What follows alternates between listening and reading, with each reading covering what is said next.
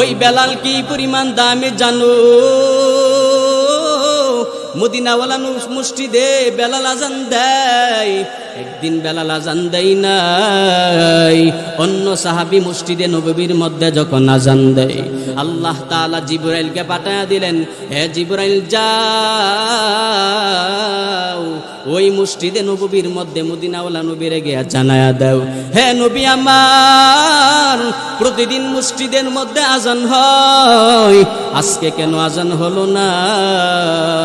মায়ার নবী বলেন, অন্য দিন থেকে আজকের আজান তো খুব সুন্দর আজান হয়েছে।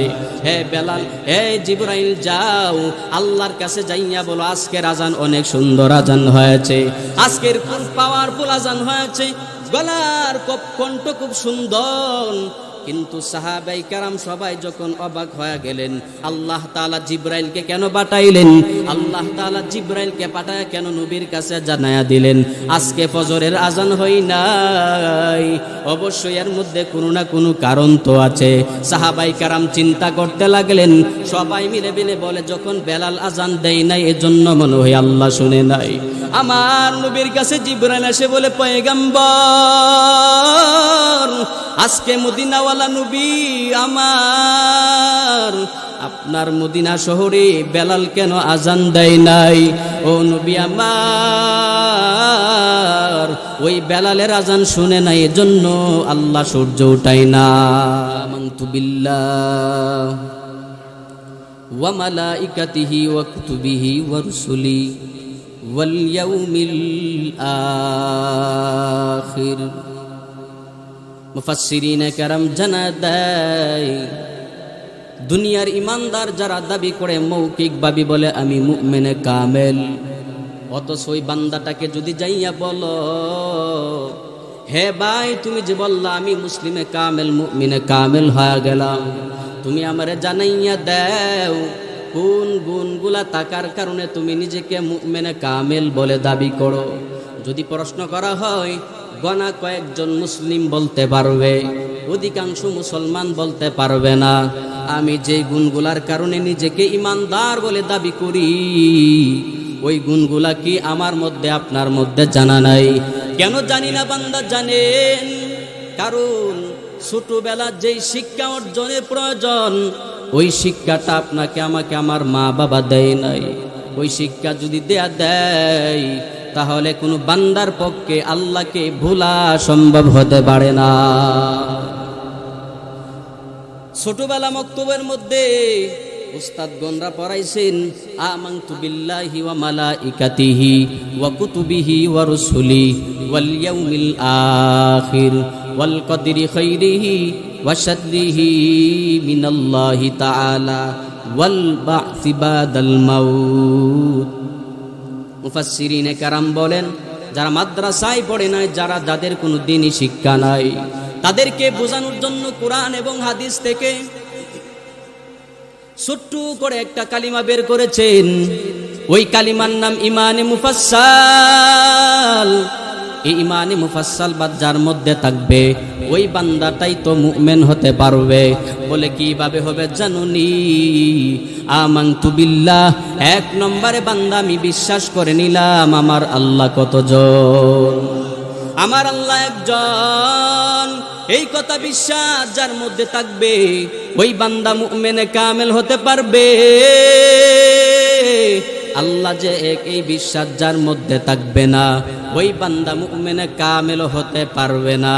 আল্লাহ তাআলা এক, লা শারিকা লাহু, আমার আল্লাহর সাথে বিন্দু পরিমাণে কেউ অংশীদারিত্ব নাই। আল্লাহর সাথে দ্বিতীয় কোনো আল্লাহ নাই, আল্লাহর সাথে কোনো শরীক নাই।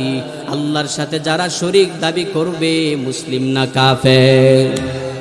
আল্লাহ তাআলা বলেন, আনাল্লাহ ইন্নানি আনাল্লাহ, নিশ্চয়ই আমি আল্লাহ এক। আমানতু বিল্লাহি, হে মুসলিমরা তোমরা সবাই জবান দ্বারা বলো আমি আল্লাহ একজন। ও মালাইকাতিহি, দুই নম্বরে এই গুণগুলা বান্দা বিশ্বাস করা লাগবে। বলে আমরা ফেরেশতাদেরকে দেখতে পারি নাই, তবে ফেরেশতারা আল্লাহ তাআলার সৃষ্টি মাখলুক। ফেরেশতাদের উপর আমাদের বিশ্বাস আছে না নাই? ফেরেশতারা কতজন? বলে বান্দা হিসাব নাই। ওই যে বাইতুল্লাহ, এই বাইতুল্লাহ কার ঘর? বাইতুল্লাহর মধ্যে মদিনাওয়ালা নবী জানায়া দেয় 70,000 ফেরেশতারা প্রতিদিন তাওয়াফ করে। কত হাজার? 70,000 ফেরেশতা প্রতিদিন বাইতুল্লাহকে তাওয়াফ করে। মদিনাওয়ালা নবী জানায়া দেয় উম্মতের দল, ওই যে 70,000 ফেরেশতা, আজকে যে 22 তারিখ যেই ফেরেশতারা তাওয়াফ করবে, কিয়ামত পর্যন্ত ওই ফেরেশতা দ্বিতীয়বার সুযোগ পাবে না। কতদিন? কিয়ামত পর্যন্ত 70,000 ফেরেশতা একবারে তাওয়াফ করে, কিয়ামত পর্যন্ত দ্বিতীয়বার আর সিরাল আসবে? এখন চিন্তা করেন, আদম থেকে নিয়ে এই পর্যন্ত কতদিন হইছে আর কত হাজার ফেরেশতা তাওয়াফ করছে। আমানতু বিল্লাহি ওয়া মালাইকাতিহি, হে মুসলিমে কামেল বিশ্বাস করে নাও, যদি মুমিনে কামেল হতে চাও, 1 নম্বরে বান্দা আল্লাহ যে একজনকে কথা সাক্ষী দেওয়া লাগবে। 2 নম্বরে ফেরেশতাদেরকে বিশ্বাস স্থাপন করা লাগবে। ফেরেশতা কতজন? বলে ফেরেশতা কতজন আল্লাহ তাআলাই তো ভালো জানেন, তবে আমাদের কাজ কি?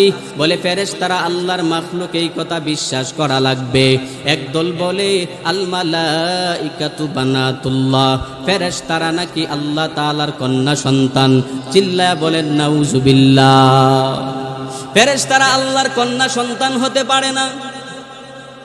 আল্লাহ তাদেরকে কি বানাইছে, কেমনে বানাইছে, কেমন আছে কে জানেন? ওয়া মালাইকাতিহি, ফেরেশতাদের উপরে বান্দা পূর্ণ বিশ্বাস আমাদের আছে না নাই? ওয়া কুতুবিহি, 3 নম্বরে আল্লাহ যত কিতাব নাজিল করেছেন সব কিতাবের উপর বিশ্বাস আছে না নাই? যত নবী দুনিয়াতে প্রেরণ করেছেন, আল্লাহ কিছু কিছু নবীকে আল্লাহ তাআলা আসমানি কিতাব দান করেছেন, সব কিতাব আমরা বিশ্বাস করে নিলাম। একটা মানলাম আর একটা মানলাম না, এমনটা বান্দা আমাদের দ্বারা হতেই পারে না।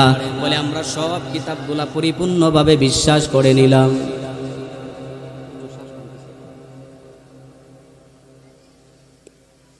ওয়া মালাইকাতিহি ওয়া কুতুবিহি, আল্লাহ তাআলার উপরে আমাদের যেমন বিশ্বাস আছে, 2 নম্বরে ফেরেশতাদের উপরও আমাদের বিশ্বাস আছে।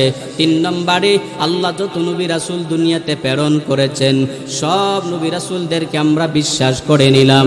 কোন নবীকে দেখতে পারি নাই, আজ পর্যন্ত আমরা কোন নবীকে দেখতে পারি নাই, কোন রাসূলকে আমরাও দেখতে পারি নাই, কিন্তু বিশ্বাস করে নিলাম আল্লাহ যত নবী রাসূল প্রেরণ করেছেন সবার উপরে বিশ্বাস আছে না নাই? আল্লাহ তাআলা যত নবী প্রেরণ করেছেন সবার উপরে বিশ্বাস করলাম। 3 নম্বরে বান্দা আল্লাহ তাআলা যাদেরকে যেই কিতাব দিয়েছেন ওই কিতাবের উপর বিশ্বাস স্থাপন করে নিলাম। ওয়া মালাইকাতিহি ওয়া কুতুবিহি ওয়া রুসুলিহি ওয়াল ইয়াউমিল আখির। বান্দা আমরা কিয়ামতকে বিশ্বাস করি কি করি না? কিয়ামতের বিশ্বাস আমাদের মধ্যে আছে না নাই? কিয়ামতকে আমরা পরিপূর্ণভাবে বিশ্বাস করে নিলাম। কি পরিমাণ বিশ্বাস করলাম বান্দা জানুনি? বলে মরার পরে একদিন রবের সামনে আমাদেরকে দাঁড়ানো লাগবে, ওই বিশ্বাস আমাদের মধ্যে আছে না নাই? আল্লাহ তাআলা বলেন হাসরের ময়দানে যখন সবাই দাঁড়ায় যাবে, আমি আল্লাহ সবাইকে দাঁড় করাইয়া এক জায়গার মধ্যে বিচার কার্য শুরু করব। এমন মানুষ থাকবে না যেই বান্দার কাছ থেকে দুনিয়ার হিসাব নেওয়া হবে না। এমন মানুষ পাওয়া যাবে না যেই মানুষের কাছ থেকে দুনিয়াতে হিসাব নেওয়া হবে না। সবার কাছ থেকে পরকালে হিসাব নেওয়া লাগবে, সবাইকে হিসাব দেওয়া লাগবে। নবীরা পর্যন্ত বলবে ইয়া নাফসি ইয়া নাফসি, সমস্ত নবীরা বলবে ইয়া নাফসি ইয়া নাফসি। হায় হায় আমার কি উপায় হবে? একমাত্র আমার নবী, আপনার নবী বলবে উম্মতি উম্মতি। আমার আপনার নবী বলবে উম্মতি উম্মতি। সব নবী বলবেন ইয়া নাফসি ইয়া নাফসি। আমার কি উপায় হবে? কিন্তু আমার আপনার নবী বলবেন উম্মতি উম্মতি। ও আল্লাহ, আমার উম্মতের কি উপায় হবে? উম্মতি উম্মতি বলে বলে যখন নবী কান্না করবেন, আল্লাহ তাআলা মায়ার নবীকে সান্ত্বনা দেয়া বলবেন, নবী আপনি মাথা উঠান। ও নবী আমার, আপনি সেজদা থেকে মাথা উঠান। দুনিয়াতে আমি আপনাকে কম কষ্ট দেই নাই। আমি নবী, ও আল্লাহ, আমি তোমাকে কত কষ্ট দিয়া দিয়া দুনিয়াতে লালন পালন করলাম। ও নবী আমার, দুনিয়াতে আপনাকে মা হারা বাবা হারা ইয়াতীম বানাইলাম। ওই মক্কার মধ্যে যখন দিনের দাওয়াত নিয়ে আপনি চলে যান, আপনার পাশে কেউ নাই, কেউ নাই। নবী আমার দিনের দাওয়াত দিয়া বেড়ায় মক্কার জমিনে। মক্কার কাফেররা ডেকে বলে, হে মুহাম্মদ, এই দাওয়াতের কাজ আমাদের থেকে বন্ধ করে দাও। মক্কার জমিনে যদি বাঁচতে চাও, এই দাওয়াত বন্ধ করে দাও, তাহলে মক্কার জমিনে সুন্দর করে বাঁচতে পারবা। আর যদি বলো এক আল্লাহর দাওয়াত দিবা, সুন্দর করে মক্কাতে থাকতে পারবা না। ঠিক এমনটাই হয়ে গেল। মায়ার নবী মক্কা ছেড়ে মদিনা হিজরত করা লাগলেন। এমন মায়ার নবী আমার এত কষ্ট করে করে করে করে ইসলামটাকে জিন্দা করলেন। এই ইসলামের দাওয়াত সবার কাছে পৌঁছায়া দিলেন। হাসরের ময়দানে আল্লাহ মায়ার নবীকে ডেকে বলবেন, নবী আমার, ও নবী আমার, আজকে আপনি কান্না করবেন না। আজকে আপনার কান্নার দিন নয়, আজকে আপনি থাকবেন হাসি খুশি। কারণ দুনিয়াতে উম্মতের জন্য অনেক কষ্ট করেছেন। ও নবী আমার, আজকে হাসরের ময়দানে কোনো কষ্ট পেরেশানি করা লাগবে না। আমি আল্লাহ আপনাকে অনুমতি দিয়া দিলাম। ও নবী আমার, হাসরের ময়দানে বিচার কার্য শুরু হবে, আমি আপনাকে অনুমতি দিয়া দিলাম। মায়ার নবীকে যখন অনুমতি দিয়ে দেওয়া হবে, তখন সমস্ত মানুষের কাছ থেকে আল্লাহ হিসাব নেওয়া শুরু করবে। যখন সবার কাছ থেকে হিসাব নিবে, বোধহয় গোকর্ণা গ্রামের মানুষের কাছ থেকে হিসাব নেওয়া হবে না, হবে একটু কম নেওয়া হবে আর কি। কম না বেশি? সবার সমান। তো হাসরের ময়দানে সবার কাছ থেকে হিসাব নেওয়া লাগবে, সবাইকে হিসাব দেওয়া লাগবে। এই হাসরের ময়দানের ভয় আমাদের মধ্যে আছে না নাই? পরিপূর্ণ হিসাব দেওয়া লাগবে। এই বইটাকে বান্দা পরিপূর্ণভাবে অন্তরের মধ্যে ঢুকানো লাগবে। ওয়াল ইয়াউমিল আখিরি ওয়াল কদরি খাইরিহি ওয়া শাররিহি মিনাল্লাহি তাআলা। বলে বান্দা ভালো মন্দ যা কিছু হয়, সব তাকদীরের ফয়সালা বান্দা বিশ্বাস করা লাগবে। রাস্তা দিয়ে হাঁটতেছেন, হঠাৎ করে হুচটকে পড়ে গেলেন। হুচটকে পড়ার কারণে আপনার নাক ভেঙে নাক দিয়ে রক্ত পড়া শুরু হয়েছে। বান্দা বিশ্বাস করা লাগবে আমার কপালের মধ্যে ছিল বলেই তো ঘটেছে। এই কথা বলা যাবে না, এই রাস্তা দিয়ে আমি কেন আসলাম, এর জন্যই দুর্ঘটনা ঘটেছে। আমি যদি বামের রাস্তা যাইতাম, আমার মন বলে দুর্ঘটনা ঘটতো না। কেন ডানে রাস্তায় আসলাম, এজন্য আমার দুর্ঘটনা ঘটে গেলে এই বিশ্বাস রাখা যাবে না। কারণ মায়ার নবী বলেন, বান্দা তোমার সাথে যা ঘটবে সব তোমার তাকদীরের ফয়সালা। কিসের ফয়সালা? তো বান্দা এই গুণগুলো আপনার মধ্যে যদি থাকে, আমি বক্তা আমার মধ্যে থাকলে, আপনি শ্রোতা আপনার মধ্যে থাকলে মুমিন হতে পারবেন। আল্লাহ তাআলা এই 6 গুণে গুণান্বিত বান্দাদেরকে ডেকে ডেকে বলে, ইয়া আইয়ুহাল্লাযীনা আমানু উদখুলু ফিস সিলমি কাফা।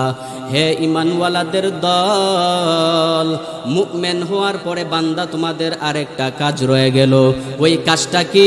বলে উদখুলু ফিস সিলমি কাফা। পরিপূর্ণ বান্দা মুসলিম হওয়া লাগবে। বলে নিজেকে মুসলিম দাবি করলা, বলে কিভাবে দাবি করলা বান্দা জানুনি?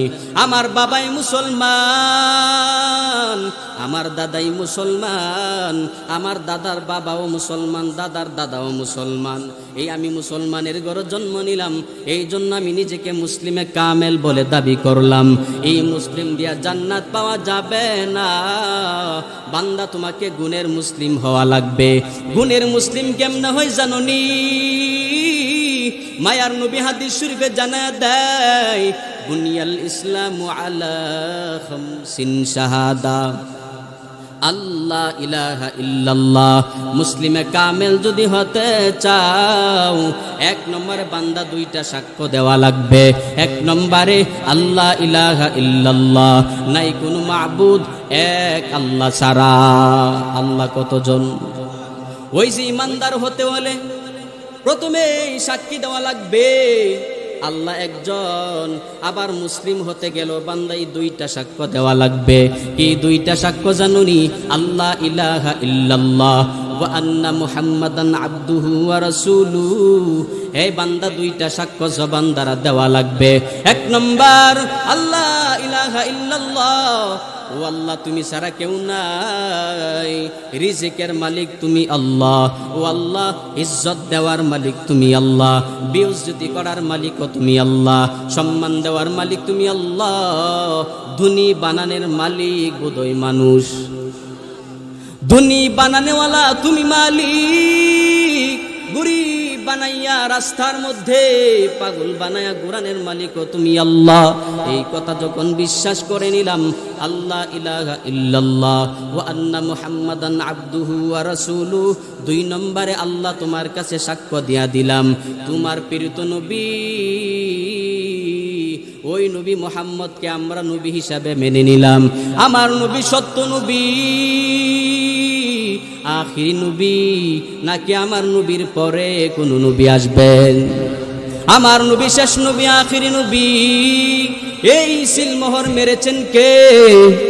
আমার আল্লাহ সিল মেরে বলেন, ও নবী আমি আপনাকে জগতের সর্বশ্রেষ্ঠ নবী, শেষ নবী বানায়া পাঠাইলাম। ও নবী আপনার পরে কোন নবী আসবে না। যারা আপনার পরে নবী আসবে এই দাবি করবে, তারা মুসলিম না কাফের। যারা বলবে নবীর পরে নবী আসবে, তারা নিজেকে মুমিন দাবি করলেও এই মুমিনগিরি দিয়া জান্নাতে যাওয়া বান্দা সম্ভব হবে না। আর আমার নবীর পর একজন নবী আসবে, ঈসা আলাইহিস সালাতু ওয়াস সালাম আসবে। এই কথা হাদিস দ্বারা প্রমাণিত সত্য কথা। ঈসা নবী আসবে, নবী হয়ে আসবে না, আমার নবীর উম্মত হয়ে দুনিয়াতে আসবে। তাহলে বুঝতে পারলাম আমার নবীর পরে কোনো নবী আসবে না। আর যেই নবী আসবে ওই নবী জমানার নবীর উম্মত হয়ে আসবে। আখির নবীর পরে কোন নবী নাই। আল্লাহ ইলাহা ইল্লাল্লাহ ওয়া আন্না মুহাম্মাদান আবদুহু ওয়া রাসূলুহু, এই 2টা সাক্ষ্য বান্দা তোমারে দেওয়া লাগবে। কেমনে দিবা জানুনি? আল্লাহ তাআলা বলেন এই ঈমানটা সাহাবায়ে কেরামের মতন আনা লাগবে। আমিনু কামা আমানান নাস, আমিনু কামা আমানান নাস। হে দুনিয়ার মানুষ, ইমানদার কার মতো হবা জানো? সাহাবাই কেরামের মতন বান্দা ইমান হওয়া লাগবে। সাহাবাই কেরামের ইমান কি দামি ইমান বান্দা তোমরা জানুনি?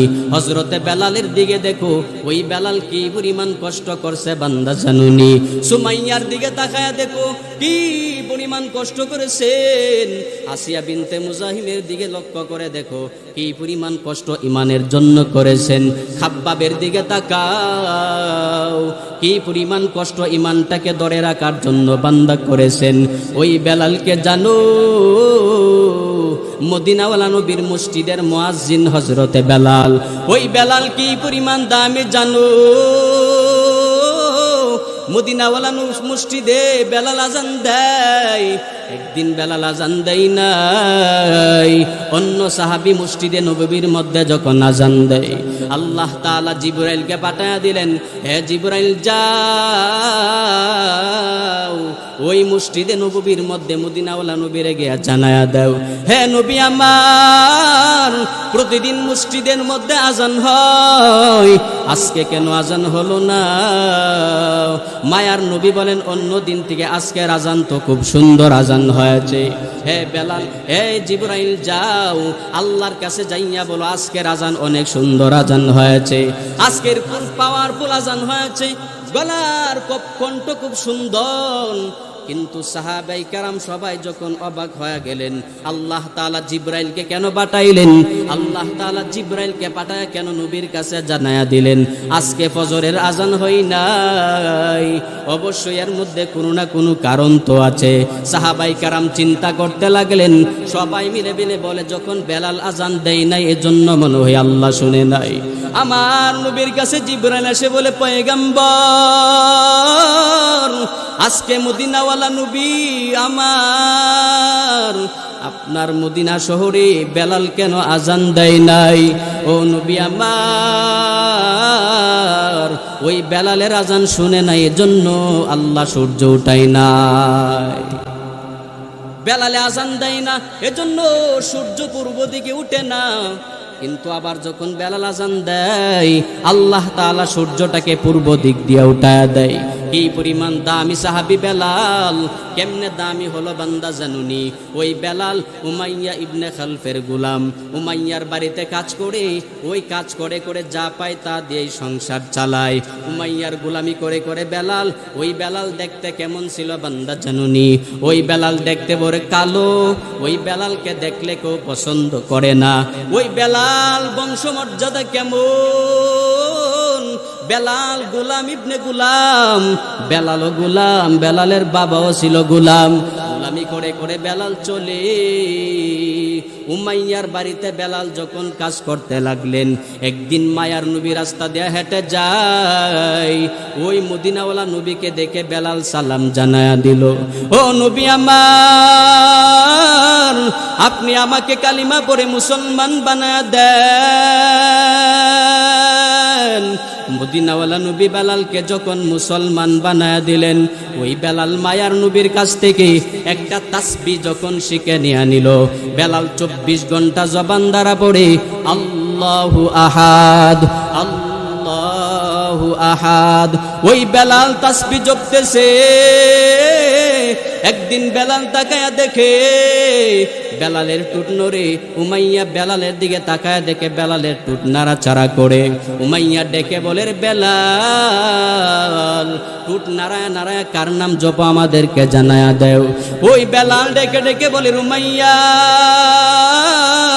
আমি আমার মালিকের নাম বারবার উচ্চারণ করি, এই জবান দ্বারা আমি আমার মালিকের নাম জপি।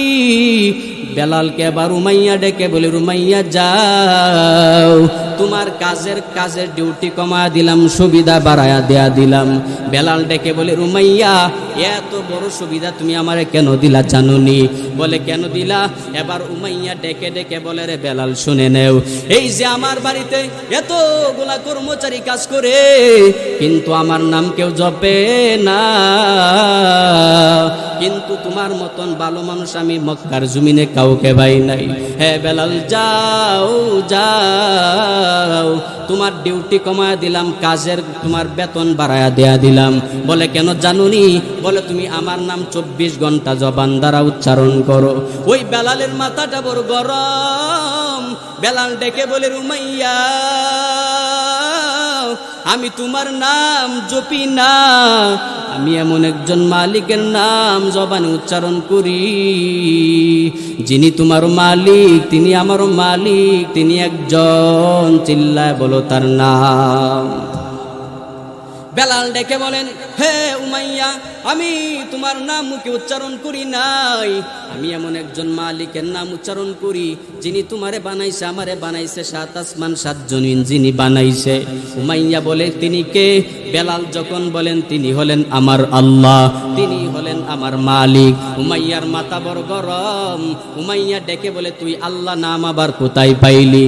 এবার বেলাল ডেকে ডেকে বলে, আমি মদিনাওয়ালা নবীর কাছ থেকে আল্লাহ নাম পেয়েছি,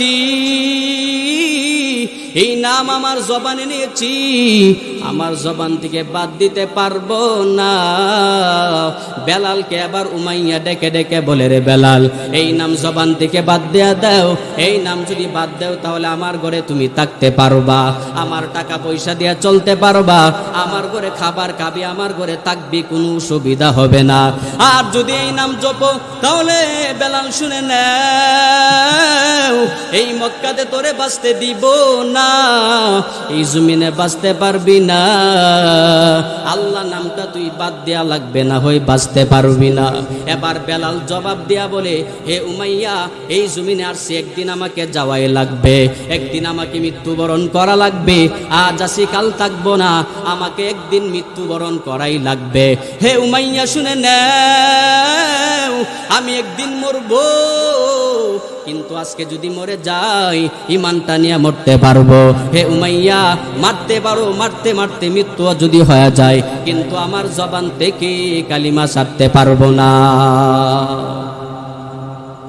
বেলালের কি পরিমাণ ইমান! এবার উমাইয়া ডেকে বলে, হে বেলাল, এই মক্কার জমিনে তোরে শান্তিতে বাঁচতে দিব না। বলে কি করবেন? ওই বেলাল রাদিয়াল্লাহু তাআলা আনহুকে হাতে পায়ে রশি লাগাইয়া ওই বেলালকে বেদম বেত্রাঘাত করতে লাগলেন। এত পরিমাণ নির্যাতন করলেন, নির্যাতন করতে করতে উমাইয়ার হাতে ব্যথা শুরু হয়ে গেল। এবার উমাইয়া আবু জাহেলকে ডেকে বলে, হে আবু জাহেল, এই উমাই বেলালকে এমনিতে ছাড়া যাবে না, ওই বেলালকে দৃষ্টান্তমূলক শাস্তি দেওয়া লাগবে। বলে কি পরিমাণ শাস্তি দিবা জানুনি? যেন মক্কার মধ্যে দ্বিতীয় কেউ বেলালকে দেখে মুসলিম হতে না চায়। এত পরিমাণে নির্যাতন করবা, বেলালকে দেখে যেন মুসলিম হতে কেউ সাহস না পায়। এত পরিমাণ নির্যাতনের কারণে আমাদের দুইটা লাভ হয়ে যাবে। আমাদের মুসলিম মুহাম্মদের সাথে বিরোধিতা করা লাগবে না, দুই নম্বরে কেউ ইসলাম ধর্ম গ্রহণ করতে পারবে না। হে উমাইয়া, এত পরিমাণে বেলালকে নির্যাতন করবি যাতে করে বেলাল ইসলামটা জবান থেকে ছেড়ে দেয়। এবার আবু জাহেল হাতের মধ্যে বেত নিয়ে বেদম বেলালকে মারতে লাগলেন। এত জোরে জোরে বেলালকে মারে, বেলালকে মারতে মারতে বেলাল বেহুশ হয়ে গেল। উমাইয়া এবার ডেকে বলে, হে আবু জাহেল, আর কত মারবি? বেলাল তো মরে যাবে। আবু জাহেল ডেকে ডেকে বলে, উমাইয়া, এই মুহাম্মদের কাছে যেই মানুষ যায় তাকে ইসলাম থেকে ফিরায় আনা যায় না। মুহাম্মদের কাছে যে একবার কালিমা পড়ে সে আবার দ্বিতীয়বার কাফেরের জায়গার মধ্যে আসতে চায় না। বেলাল মরে যাবে, তবুও বেলাল কালিমা ছাড়তে পারবে না। বুঝতে পারলাম। হে উমাইয়া, এই বেলালকে আর মারবি না, মারবি না, মারবি না। আজকে রাত্রে বেলালকে আরাম করতে দাও। আবার যখন সূর্য উদয় হয়ে যাবে, সূর্য উদয় হওয়ার পরে আরবের বালুকাময় উত্তপ্ত জমিনের মধ্যে বেলালকে শোয়া দিব। আবু জাহেলের কথা অনুযায়ী ওই বেলালকে উত্তপ্ত বালুকাময় জমিনের মধ্যে বেলালকে শোয়া দেওয়া হয়। বেলালকে যখন শোয়া দেয়, বেলালের বুকের উপর ভারী একটা পাথর চাপা দেওয়া হয়। বেলাল যেন নাড়াচাড়া করতে না পারে, বেলাল যেন এক জায়গা থেকে অন্য জায়গায় যেতে না পারে। আরবের বালুর গরম তাপের কারণে বেলালের পেটের চামড়াগুলা খসে খসে পড়ে যায়, বেলালের চর্বিগুলা গলে গলে ওই পানি পরে, রক্ত পরে পরে বালু কেমন যেন ঠান্ডা হয়ে যায়। বেলাল জমিনের মধ্যে বেহুশ, তবুও বেলালের জবান দ্বারা আল্লাহু আহাদ উচ্চারণ হয়। উমাইয়া কানটা লাগায়া দেখে বেলালের জবানে এখনো আল্লাহর তাসবিহ জপতেছে। আতিনা ফি দার দুনিয়া না হাসান, আতিনা ফি দারে উকবানা হাসান, ইয়া গুয়াসাল মুস্তাগীসিন দিনা লফতিখারা বিল উলুমে ওয়াল গিনা, ইয়া ইলাহি তু মেরা রহিম হ্যায়, या इलाही तू मेरा रहमान है, या इलाही मुझको मुझसे दूर कर, ताके देखो मुझ में तुझको एक नजर। বেলালের কি পরিমাণ ইমান! বেলালের ইমান আর আপনার আমার ইমান সমাননি।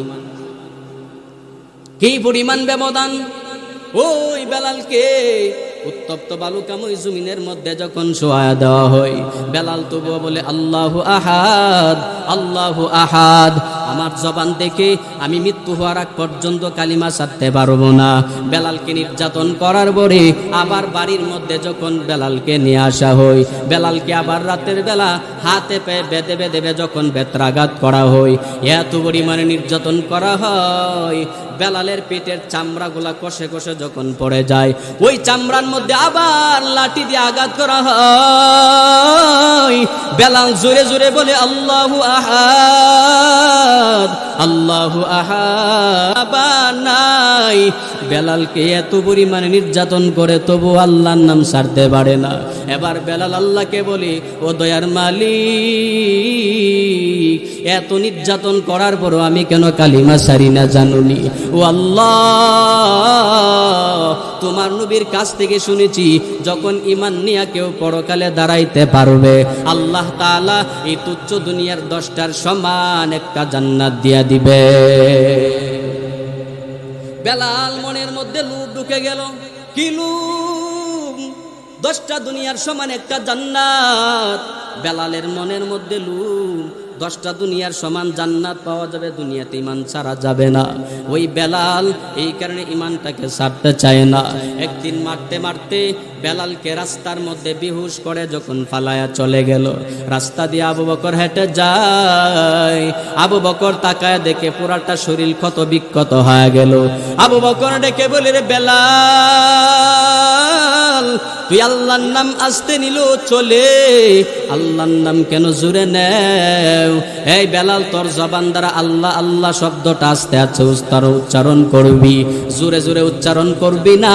বলে জোরে করলেই তো উমাইয়ার মাথা গরম হয়ে যায়, আল্লাহর নাম জোরে নিলে আবু জাহেলের মাথাটা গরম হয়ে যায়। হে বেলাল, যাও যাও, আল্লাহর নাম আজকে থেকে মনে মনে উচ্চারণ করবি, জোরে জোরে ডাকা লাগবে না। কারণ আমার আল্লাহ তো এমন একজন আল্লাহ, যে আল্লাহকে আস্তে ডাক দিলেও শুনে, জোরে আল্লাহ বললেও শুনে। ও বেলাল, যাও, আজকে থেকে তুমি আল্লাহ নামটা আস্তে আস্তে উচ্চারণ করবা। বেলাল ডেকে বলে, আবু বকর ভাই, আল্লাহ নামটা জোরে নিলে কি পরিমাণ মজা পাই বুঝাইতে পারবো না। আল্লাহ নামটা যখন আমি জোরে জোরে উচ্চারণ করি, বেলাল আমার উমাইয়া যখন মারে, আবু জাহেল যখন মারে, তাদের মার আমার আল্লাহর নামের কাছে হেরে যায়। আমারে তারা যতই নির্যাতন করে, আমার আল্লাহর নাম উচ্চারণ করলে আমার শরীরে কষ্ট লাগে না, লাগে না। এবার আবু বকর ডেকে বলে, রে বেলাল, যাও যাও, আজকে থেকে তোমাকে আমি আজাদ করার ব্যবস্থা করব। উমাইয়ার কাছে হযরতে আবু বকর দৌড়া যায়, গিয়া বলে, উমাইয়া, ওই বেলালটাকে তুমি আজাদ করে দাও, যত টাকা লাগে আমি আবু বকরের কাছে তুমি জানাইয়া দেও, আমি তোমারে সব টাকার বিনিময়ে বেলালকে আজাদ করে নিয়ে যেতে চাই। উমাইয়া বলে, না না, আমি বেলালকে আজাদ করতে পারবো না। এবার আবু বকর বলে, হে উমাইয়া, আমার কাছে তোমাদের একজন কাফের বন্দী আছে, ওই তোমরা কাফেরকে নিয়ে যাও আর বেলালকে বিনিময়ে তোমরা আজাদ করে যাও। উমাইয়া দ্বিতীয় প্রস্তাবেও রাজি হয় নাই। এবার আবু বকর ডেকে বলে, রে এ উমাইয়া, যত টাকা চাস আমি দিতে রাজি, তবু বেলালকে আজাদ করে নিব। এবার উমাইয়া ডেকে বলে, এত বড় সুযোগ হাত ছাড়া করতে পারি না। উমাইয়া ডেকে বলে, মোটা অঙ্কের টাকা দেওয়া লাগবে। আবু বকর রাজি হয়ে যায়। এই আওয়াজ যখন মায়ার নবীর কান পর্যন্ত পৌঁছে গেল, মায়ার নবী ডেকে বলি, আবু বকর, বেলালকে যখন তুমি আজাদ করবা, আমার কাছ থেকে কিছু টাকা নেওয়া যাইবা, আমার কাছ থেকে আজাদ করার জন্য কিছু টাকা পয়সা নেওয়া যায়ও। আবু বকর ডেকে বলে, হো নবী আমার, আপনি কেন বেলালকে আজাদ করবেন? আমার নবী বলে, বেলালকে যদি আজাদ করতে পারি, আল্লাহ তাআলা যদি হাসরের ময়দানে বলে, এই বেলালকে আজাদকারীকে আমার সামনে দাঁড়ায় যাও, আমি আবু বকর লাভ মেরে আল্লাহর সামনে দাঁড়ায় বলবো, ও আল্লাহ, আমার দুনিয়ার সম্পদের বিনিময়ে বেলালকে আজাদ করেছি। আমার নবী আবার বলে, এই আবু বকর, তুমি এক আল্লাহর সামনে দাঁড়ায় বলতে পারবা আমি সুযোগ তালাশ করতেছি, আমিও বেলালের আজাদদার হইয়া আল্লাহর সামনে দাঁড়াইতে চাই। হে আবু বকর, আমি নবীর কাছ থেকে একটা অংশ আজাদ করার জন্য নিয়ে যাও। মদিনাওয়ালা নবী বেলালকে আজাদ করার জন্য পাগল। কেন পাগল হইছে জানেন?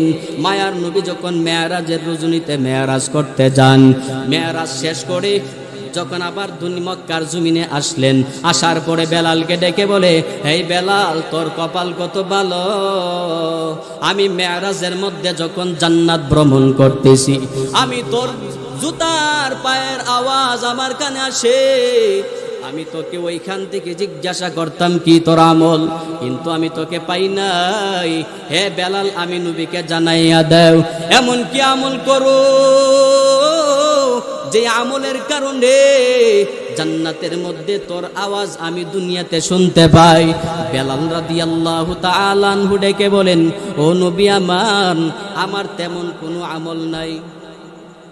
লা ইলাহা ইল্লাল্লাহ আওয়াজ শুনতে পাই। কি পরিমাণ দাম বেলালের, আর কি পরিমাণ সম্মান। মক্কা যখন বিজয় হয়ে যায়, মক্কা বিজয় হওয়ার পর মদিনাওয়ালা নবী সাহাবাই কেরামকে নিয়ে মদিনা থেকে মক্কায় আসলেন।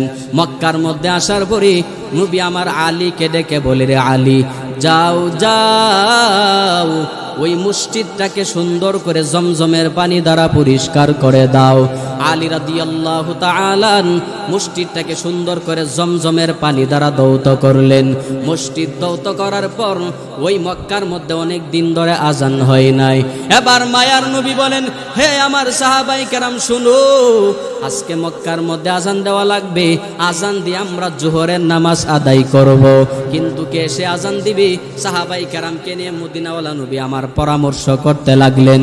নবী আমার বলেন, হে সাহাবাই কেরাম, তোমরা পরামর্শ দিয়ে দাও, আজকে মক্কা বিজয়ের আজান এই মক্কার মধ্যে কে দিলে ভালো হবে, পরামর্শ দিয়ে দাও।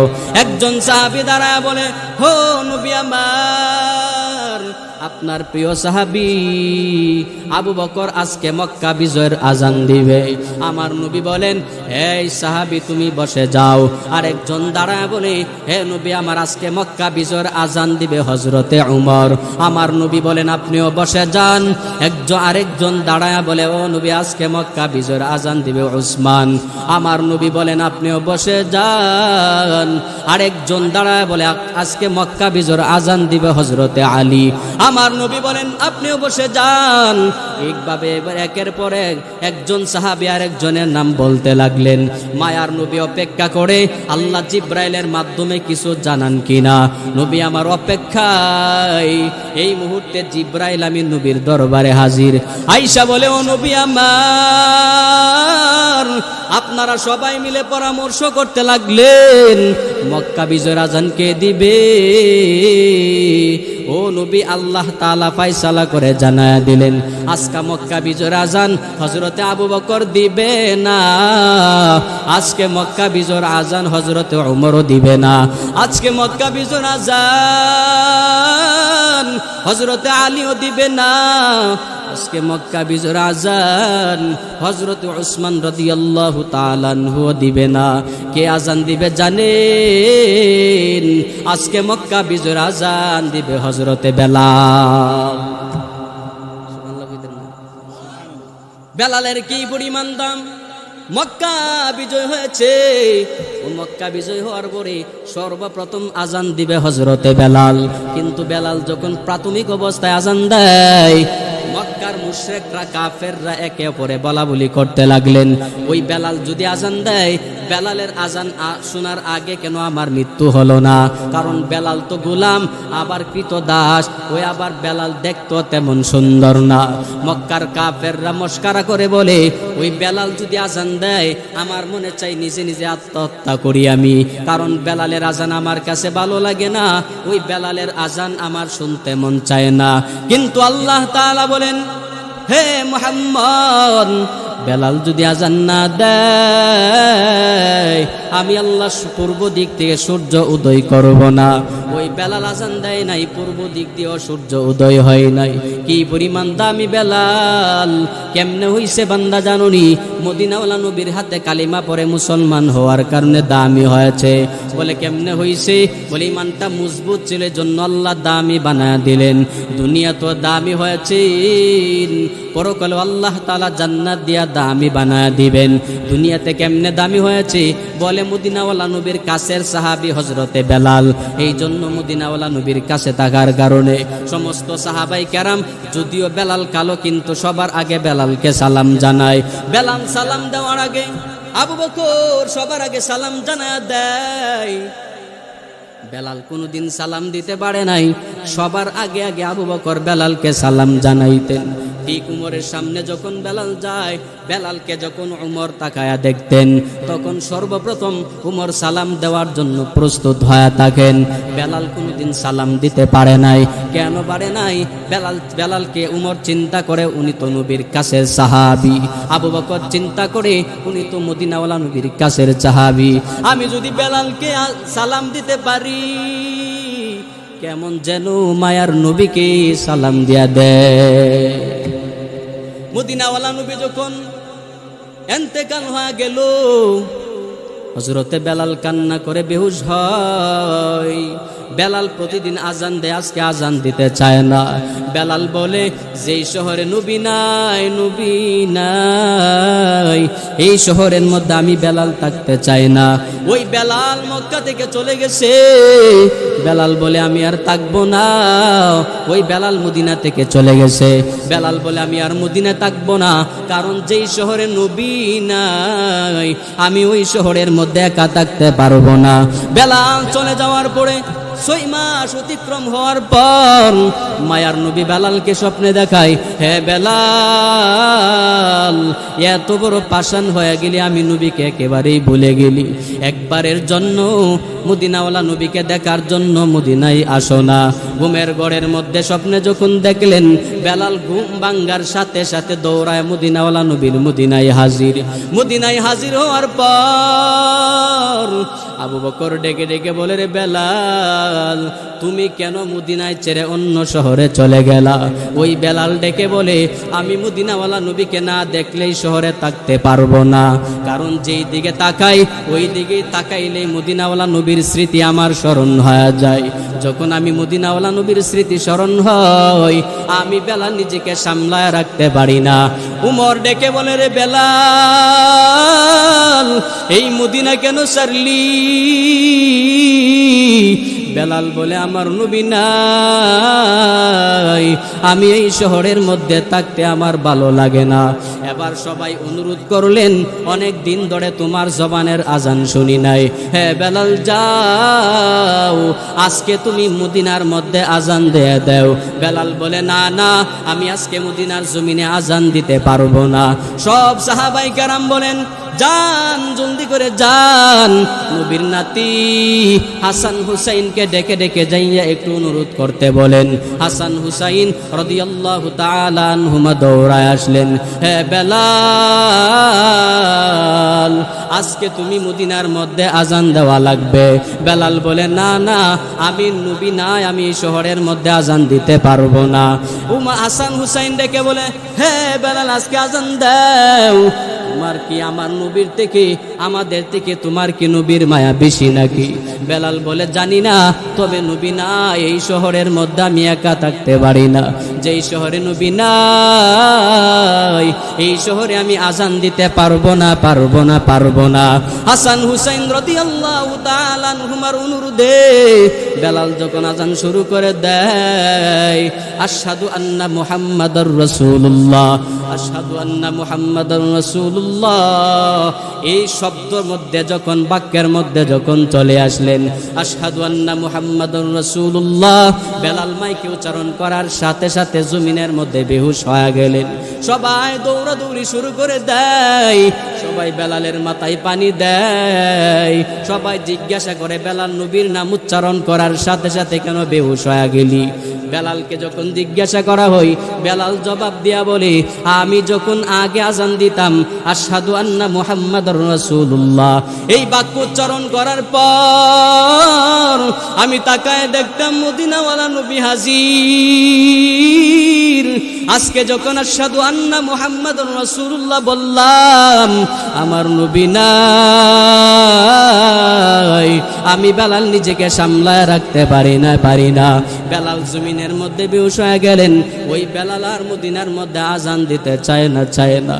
ওমর ডেকে বলে, রে বেলাল, তোর কি আমাদের থেকে নবীকে মহাব্বত বেশি নাকি? আমাদের থেকে তোর কি মায়ার নবীর মহাব্বত বেশি নাকি? বেলাল ডেকে ডেকে বলে, তোমরা মহাব্বত করো মানলাম, কিন্তু তোমরা মদিনাওয়ালা নবীকে না দেখেও থাকতে পারো, কিন্তু আমি বেলাল মদিনাওয়ালা নবীকে না দেখে থাকতে পারি নাই। এই জন্য আমি মদিনা ছেড়ে চলে গেলাম। ওই মদিনাওয়ালা নবীর কাছে সহবতে যাওয়ার কারণে হযরতে বেলালের আল্লাহ কি পরিমাণে দুনিয়াতে দামি বানায়া দিলেন। মায়ার নবী বলেন, হযরতে বেলাল আমার সাথে জান্নাতে হাঁটতে থাকবে। আমি নবী যখন জান্নাতের মধ্যে ঢুকবো, আমার বাহনের লাগাম হযরতে বেলালের হাতে থাকবে। মদিনাওয়ালা নবী জান্নাতে যাবে, নবীর বাহনের লাগাম বেলালের হাতে থাকবে। তো নবী আমার বাহনের মধ্যে গ্রহণ করবেন, আর বেলাল সামনের দিকে হাঁটবে। বুঝে থাকলে বলেন, জান্নাতে কে আগে ঢুকবে? কে? কি পরিমাণ দামি হয়ে গেল। মদিনাওয়ালা নবী বলেন, রে বেলাল, আমি মদিনাওয়ালা নবী যখন জান্নাতে ঢুকবো, আমার নবী আমি নবীর লাগাম ধরে ধরে তুই টেনে টেনে জান্নাতে নিয়ে যাবি। বেলাল এবার নবীকে প্রশ্ন করলেন, ও নবী, তাহলে তো আমি আপনার আগে জান্নাতে ঢুকে যাব। আমার নবী বলেন, বেলাল, এটা আমি নবীর সাথে থাকার বরকতেই হয়েছে। দুইটা সাক্ষ্য দেওয়া লাগবে, আল্লাহ ইলাহা ইল্লাল্লাহ ওয়া আন্না মুহাম্মাদান আবদুহু ওয়া রাসূলুহু। এক নম্বরে আল্লাহ ছাড়া দুনিয়াতে কোনো আল্লাহ নাই। দুই নম্বরে আমার নবী মুহাম্মদ সর্বশেষ নবী। এই সাক্ষ্য বান্দা তোমাকে দেওয়া লাগবে। তিন নম্বরে ওয়া ইকামিস সালাহ, বান্দা নামাজ কায়েম করা লাগবে। চার নম্বরে ওয়া ইতাইজ যাকাত, বান্দা পরিপূর্ণভাবে যাকাত দেওয়া লাগবে। যাকাত ফরজ হওয়ার পরে বান্দা তোমাকে যাকাত পরিপূর্ণভাবে আদায় করা লাগবে। ওয়াল হজ, বান্দা হজ ফরজ হওয়ার পরে তোমাকে বাইতুল্লাহ যায় হজ পালন করাই লাগবে। এই 5 কাজ যদি করতে পারেন, ইসলামের মধ্যে প্রবেশ করতে পারবেন। আল্লাহ তাআলা ডেকে বলে, উদখুলু ফিস সিলমি কাফা। মুমিনে কামেল হওয়ার পর, মুসলিমে কামেল যদি বান্দা হতে চাও, 5 গুণে গুণান্বিত হয়ে যাও। 1 নম্বর গুণ, আল্লাহ যে একজনই সাক্ষ্য তোমাকে দেওয়া লাগবে। 2 নম্বরে মদিনাওয়ালা নবী শেষ নবী সাক্ষ্য তোমাকে দেওয়া লাগবে। 3 নম্বরে বান্দা নামাজ ফরজ, বিশ্বাস আছে না নাই? নামাজ 5 বেলার নামাজ ফরজ না সুন্নত? পড়া লাগবে না সারা লাগবে? না পড়লে চলবে কি না? হ্যাঁ, হবে। ওয়া ইকামিস সালাহ, বান্দা মুসলিমে কামেল যদি হতে চাও, নামাজ কায়েম করা লাগবে। নামাজ কেমনে কায়েম করবা বান্দা জানুনি? আজান যখন শুনবেন, দৌড়াইয়া মসজিদের মধ্যে হাজির হয়ে যাবেন। মসজিদের মধ্যে যাইয়া চোখের পানি ফালায়া ফালায়া বলবে, দয়ার মালিক, আমার মতন কপাল পোড়া কেউ নাই। আমি নামাজ আসতে গেলে আমার মনে বাধা দেয়, মন বাধা দেয়, আমাকে শয়তানে ওয়াসওয়াসা দেয়। দোকান যদি বন্ধ করি তাহলে আমার ব্যবসার মধ্যে লস হয়ে যাবে। আমি যদি কাজকর্ম ফেলে আমি নামাজের মধ্যে মসজিদে হাজির হয়ে যাই, আমার কাজকর্মের মধ্যে ত্রুটি চলে আসবে, আমার কাজের মধ্যে ত্রুটি আসবে, ব্যবসার মধ্যে আমার লস হয়ে যাবে। এই জন্য নামাজ পড়তে পারি না। এইভাবে আল্লাহর কাছে 2 হাত তুলে তুলে যখন দোয়া করবে, এ দয়ার মালিক ও আল্লাহ, 5 বেলার নামাজ মসজিদে জামাতে পড়ার তৌফিক দান করে দাও।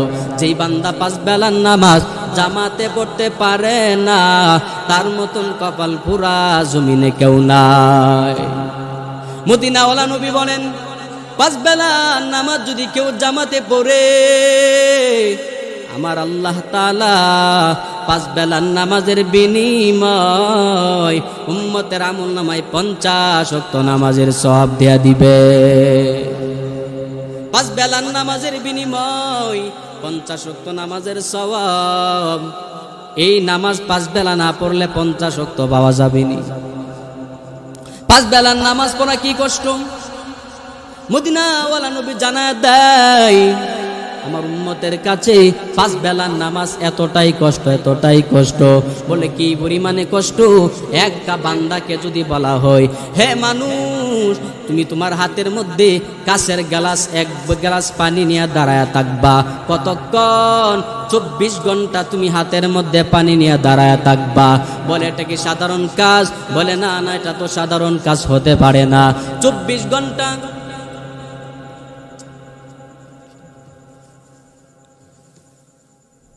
লা ইলাহা